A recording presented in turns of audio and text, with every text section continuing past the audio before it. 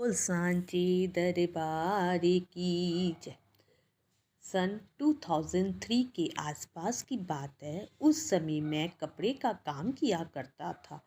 मैं दिल्ली से कपड़े लाकर बेचा करता था। मेरा एक दोस्त था जो कि ऑटो पार्ट्स का काम करता था। एक बार मुझे दिल्ली जाना था। मेरे साथ मेरे उस दोस्त का भी दिल्ली जाने का प्रोग्राम बन गया। जबलपुर से चलने से पहले मैं पूज्य बहन जी के पास गया और प्रार्थना की कि अगर कोई दिल्ली की सेवा हो तो बता दीजिए। पूज्य बहन जी ने फरमाया कि आप दिल्ली में ज्ञान चंद्र चाचा जी से मिल लेना और वह जो सामान दे वो ले लेना। दिल्ली पहुंचकर सारे काम करने के बाद उस दिन मैं 2-3 घंटे पहले ही इस स्टेशन पहुंच गया। मन ही मन सोच रहा था, इस बार मैं हजूर जी को तंग नहीं करूँगा, क्योंकि आज से पहले जब भी मैं दिल्ली आया और वापसी के लिए निकला तो हमेशा भाग भाग कर ही स्टेशन पहुंचता था और गले में डाले हुए हजूर जी के लॉकेट को चूमकर हजूर जी से प्रार्थना करता था कि अब तो आप ही ट्रेन पकड़वा सकते हैं, और हजूर जी की कृपा होती और मैं ट्रेन पकड़ लेता था। उस दिन मैं अपने आप को ज़्यादा ही समझदार समझ रहा था, क्योंकि 2-3 घंटे पहले ही स्टेशन पहुंच गया था।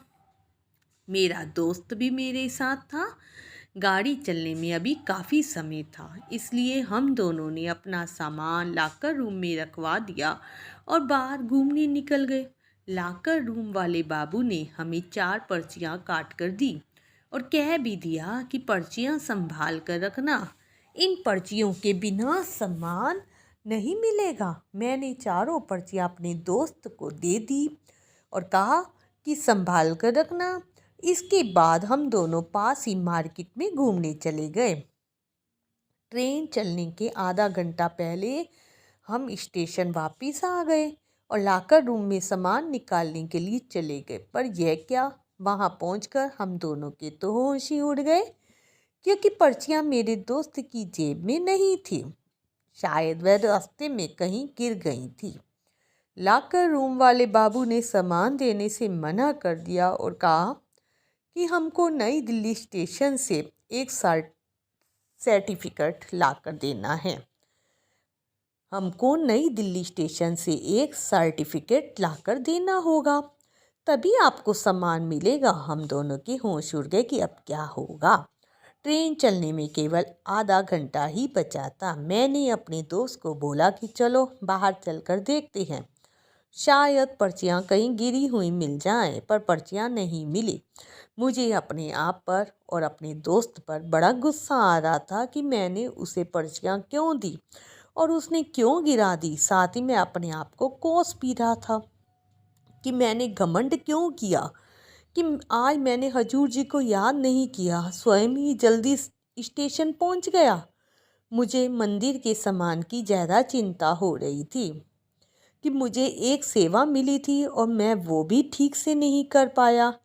कुछ भी नहीं सूझ रहा था कि क्या किया जाए। घूमते घूमते हम दोनों एक पार्किंग में पहुंच गए। मेरे दोस्त को बाथरूम जाना था, इसलिए मैं पार्किंग में ही खड़ा हो गया और अपनी खीस को कम करने के लिए वहीं पास में बने एक रेत के टीले को देखते हुए मैं उस पर जोर जोर से पैर पटकने लगा और हजूर जी से प्रार्थना करने लगा कि हजूर जी मुझे माफ़ कर दीजिए।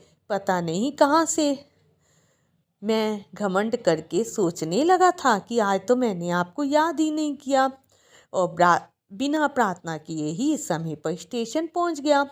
अब तो आप ही कुछ कृपा करो। जब मैं उस टीले पर पैर पटक रहा था तो अचानक रेत में से कुछ कागज़ के टुकड़े बाहर निकले।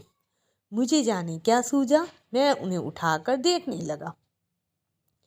जैसे ही मैंने उन्हें देखा मेरी तो खुशी का ठिकाना ही ना रहा। यह तो लाकर रूम की पर्चियाँ थी। तब तक मेरा दोस्त भी वापस आ गया और हम दोनों ही हैरान थे, क्योंकि उस पार्किंग में हम पहले कभी नहीं आए, फिर पर्चियाँ वहाँ कैसे आ गई। मैंने हाथ जोड़कर हजूर बाबा जी का शुक्रिया अदा किया। हम भागे भागे लाकर रूम पहुँचे। अपना सामान लिया और समय पर ट्रेन पकड़ ली।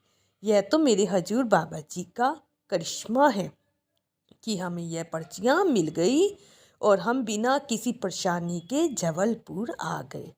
बोल सांचे दरबार की जय। संगत जी, साखी सुनाने में कोई गलती हो तो माफ़ कीजिएगा।